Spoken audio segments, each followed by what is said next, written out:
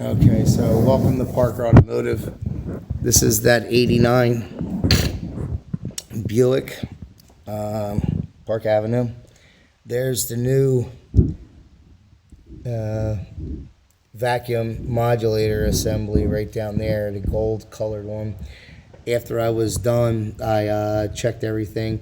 What was happening is actually sucking from down there through that vacuum hose, coming up and going right behind the mass airflow into the intake manifold.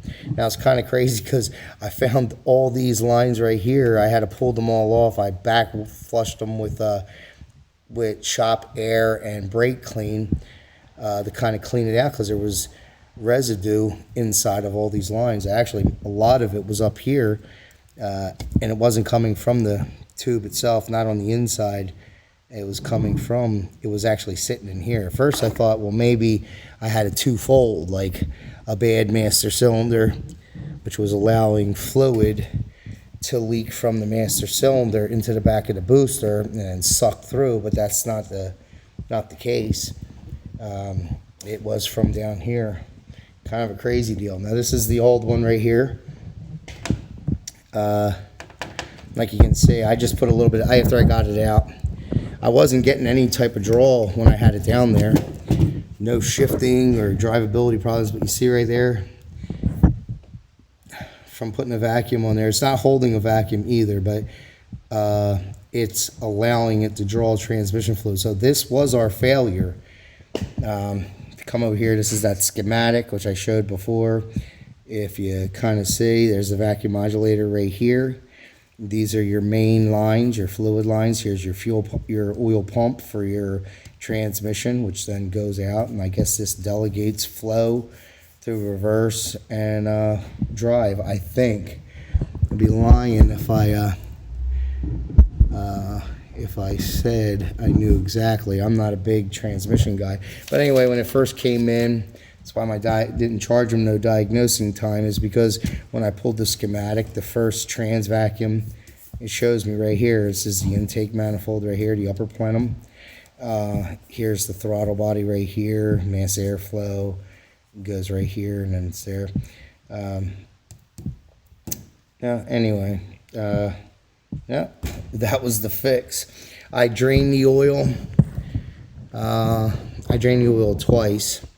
I put Lucas as an additive in there so that just in case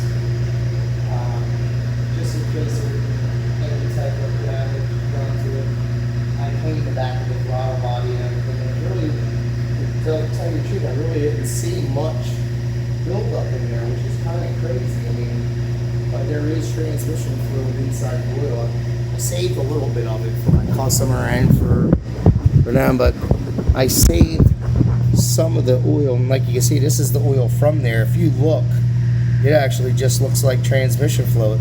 That's how much was inside of the oil itself. This is the oil that came from there, at least a little bit of it, and it's just burgundy. So it was sucking transmission fluid directly in there through the intake, and yeah, that's it. I mean, right now that's as far as I can go. I've ran it for a while. I've double checked my oil crankcase level, and it seems to be okay. And I'm gonna put this back up here so I can say goodbye. Let's see. Okay, so that right there it's pretty much direct. There's no other where to go. Like I said, I did check to make sure that it didn't have like a master cylinder was leaking, sucking fluid through the master cylinder into the brake booster and then into the intake, because all the level's still good, but as you can see, what was drained out of it was transmission fluid. Yeah, I mean, it's real apparent that was the problem. I hope this helps somebody. I mean, the bad thing about it is there's not too many of these cars still on the road. Anyway, I just want to say God bless you, God bless America, and thanks for watching. I guess you didn't see much. I just want to add this to it because I think lots of times some of my videos I notice I'm not following through. I watch a couple other guys on YouTube, man, who are awesome, and I don't think I'm allowed to mention their names, but I see the way that they do it, and I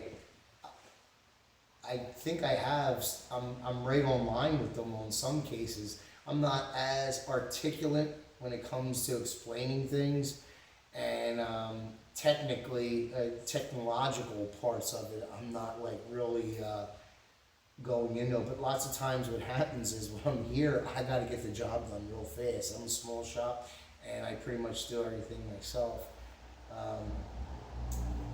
Except for on this, I did make a call to another shop, which is in Winona. I don't know if I can mention his name, but he's a GM technician. They do a lot of GMs there. I trust and value his input, and I just wanted to double check mine before I called him. So I did all the that's usually what I do. I do all my diagnosing. I bring it down to a point of failure, and that's what you should do too. Everybody should do. Bring it to the point of failure, and then call somebody to back up your diagnosis. Because if you rely on, I have ShopKey and it's got SureTrack on it, and I've used Identifix and everything else. And for the most part, man, to be really honest, only about 50%, maybe 60%, has that been the fix. Like it's usually been and. Like that's the fix for that end. So, if you pretty much get like this, I take a little bit longer, but at least I know everything that's wrong. And then when my customer comes back, if they come back for, another problem, I'm already covered, because I already told them that was going to happen also. Hold on one second, I'm going to grab something.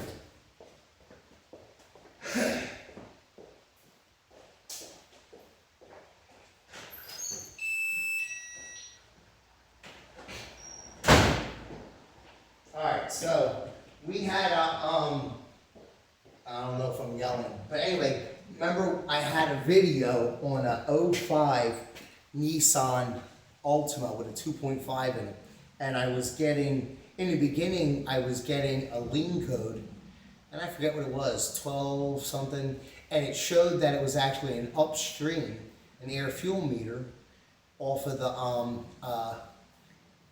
slow or low to respond code.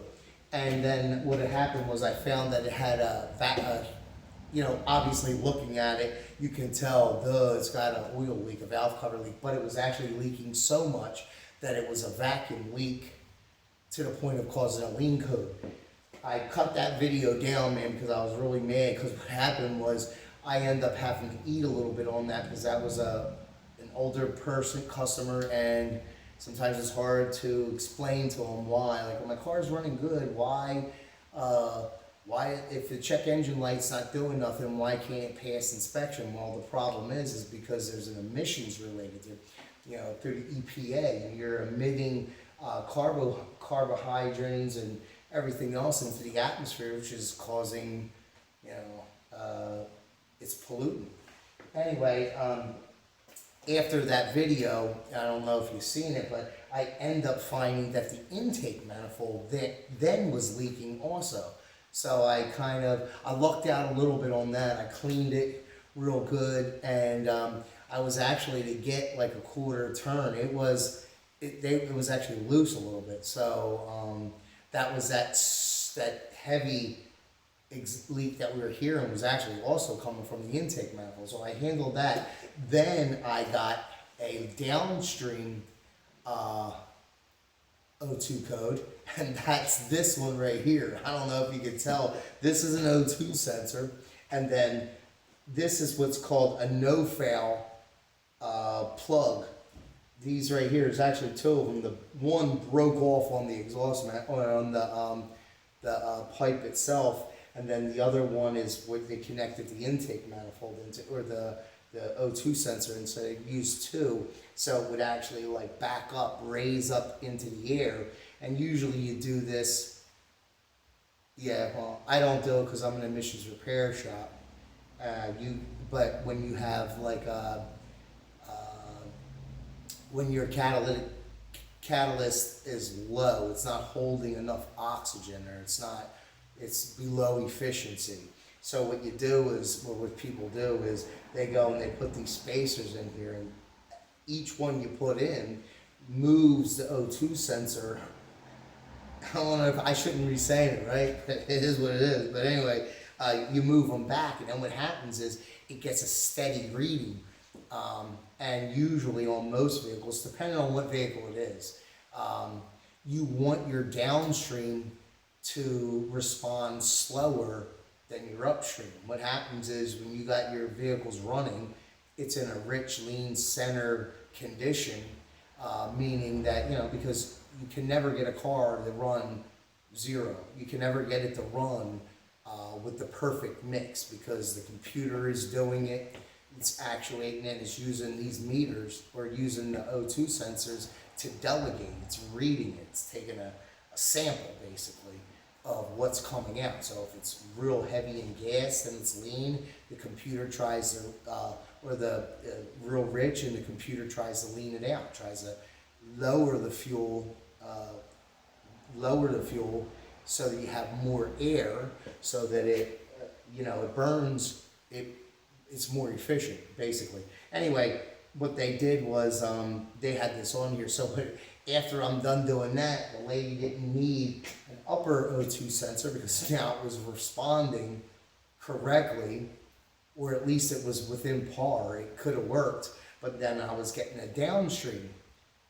And what it was is this one, and I didn't even know it until, I did know it afterwards. I did all my testing from up top, and I didn't never go underneath to check this, which is something I should have did from the very beginning, but I didn't. Anyway, so I got up underneath it there, and actually you can see it's rusted off. Well, it was leaking. I don't know if I can kind of show it, but if you, let me see. If you kind of look, let's see, right here where that little bite is out of it, the only spot that's not clean, well, that's where it was leaking from. So it was leaking down at the bottom. I just pushed on it, it broke off. And because I'm doing most of this stuff, I was doing,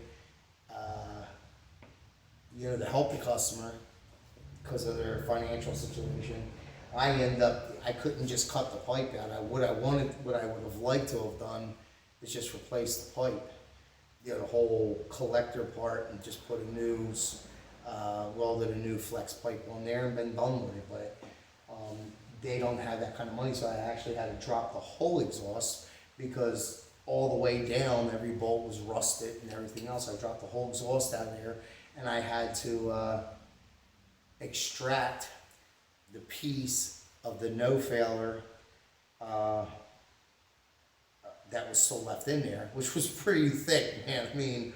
I had to drill it out a million times, keep opening it up little by little, because then if I broke the end of it, then I got to figure out, then I got to put a new bung in there, and a little donut that goes on there, and re-weld it on, and I don't do that. I can do it, I don't do it because there's always, you're trying to weld on something that's 15 years old, and it's already rusting. Sometimes it's just something that's better to replace it. But anyway, all that being said, it passed inspection. But the light's going to end up coming back on because the cat is bad. The reason why this looks like it's been on there for a million years, it's all rusted out, and is because it's bad. The cat is losing it, and that's a three-way cat on those, and it's part of the intake manifold, or the exhaust manifold itself, so it's complete. It's expensive. Nobody wants to pay that price. It is what it is. Anyway, I just want to get that one done. This one's done. But that's the thing that's real bad about this business. I always find it like this. I got a couple customers right now, or not a customer, but I had somebody call about work getting done. You tell them like, okay, well, the DMV tells me that I need O2 sensors, and then if you say to them, okay, well, you failed, okay, so it's a emissions repair. It's not, you don't come in here and I just throw O2 sensors on it, and if I do, I have to, because that's how New Jersey is.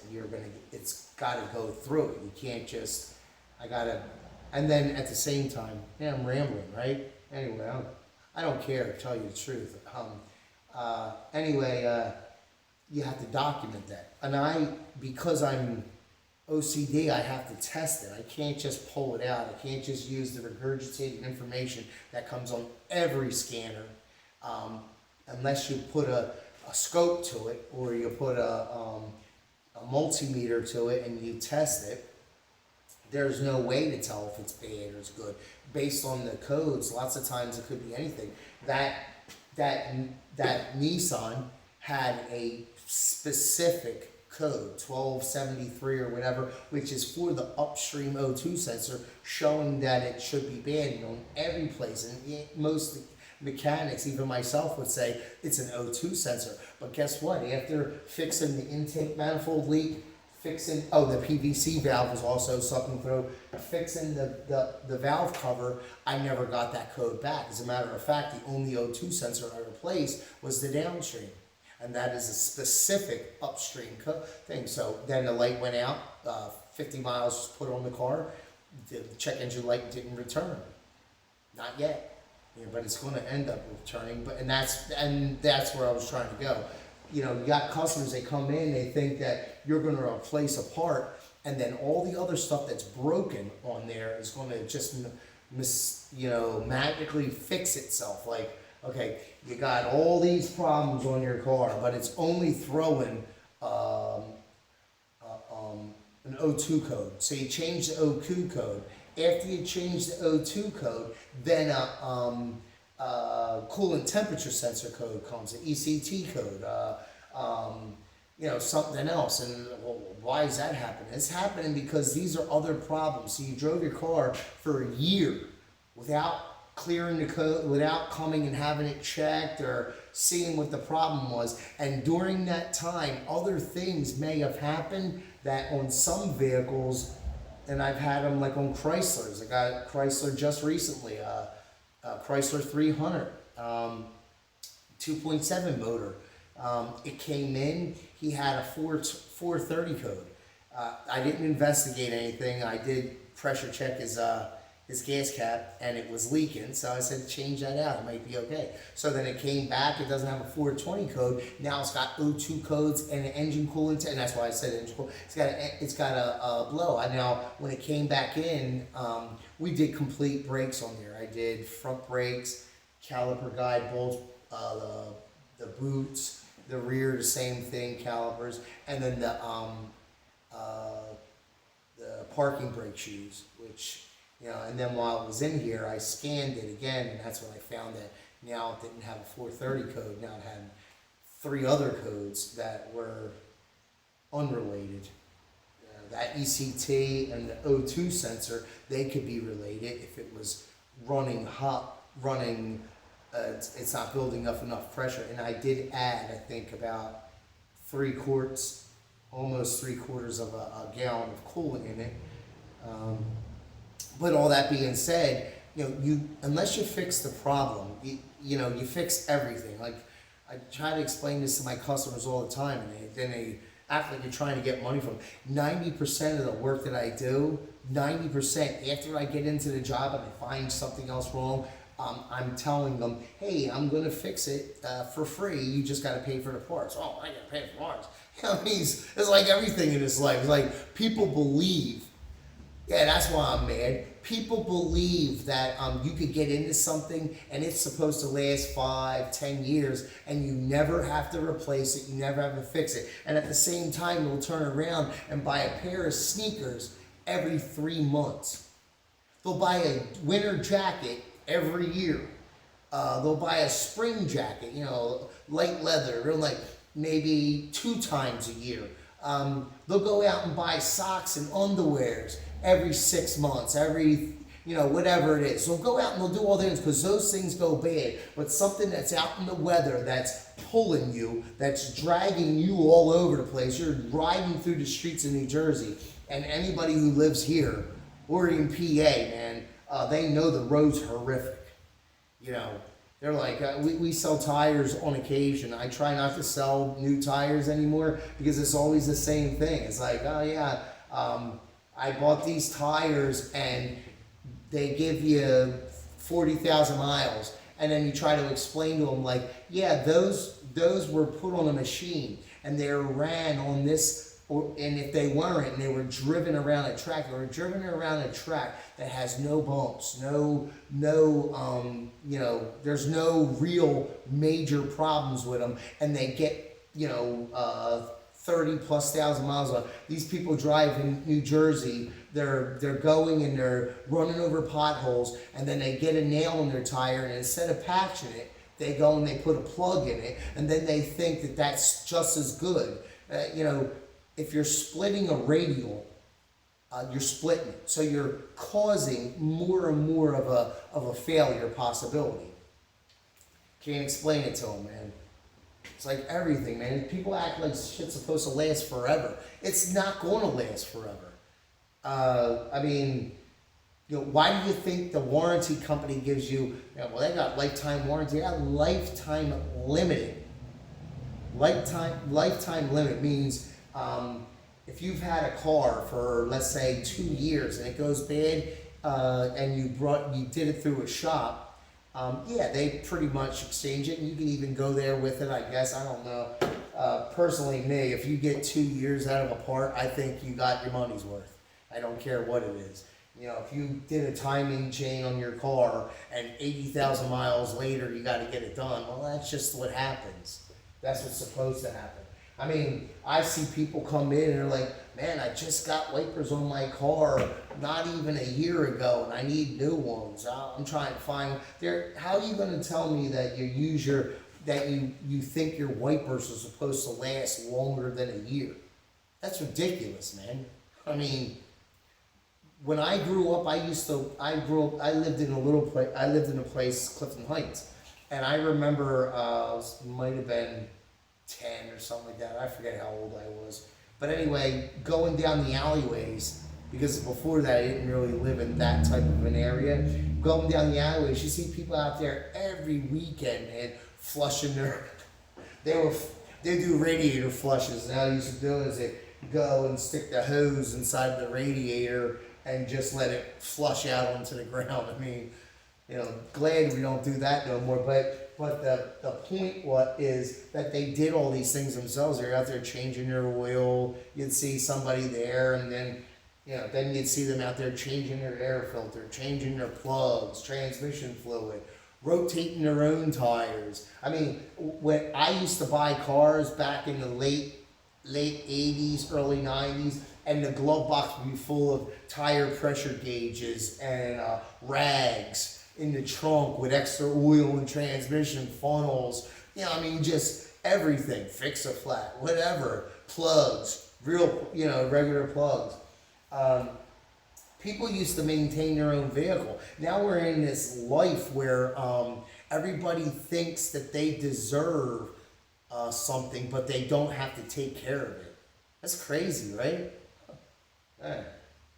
Some people, not everybody, but I would say out of my customers, even my good customers, I'm talking about customers that I know are very grateful and very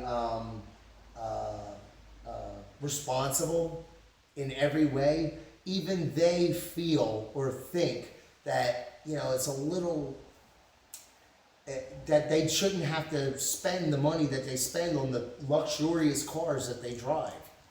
That don't make no sense. Or if they do something on a car, they think it's supposed to last a long time. Like, let's be real honest. If you drive anywhere it seems like almost in every state has it like that. You're driving somewhere and your average vehicle says you get 25,000 miles on your struts.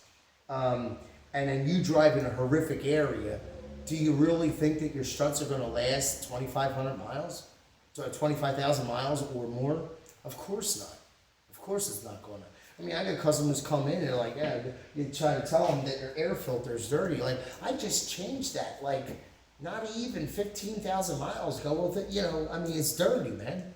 I mean, I don't do upsells like that here, but if I see it's pretty good, like I'll blow out the air box and all that stuff and clean out the tub in here and all that. Shake it out. You don't never really blow out the air filters. You're not supposed to. If it's just heavy shit in there, leaves, you can blow it out. But anyway, all right, well, I'm going to let you go. But yeah, this is always a concern. You know, 50 different people working on a car, and then you bring it to you. And then, and that's after 50 different people did all kinds of fixes, and none of them worked. And then you got to figure out why they replaced all these other things. Ugh. Anyway, I'm going to let you go. Thank you for watching Parker Automotive. God bless you. God bless America. Bam.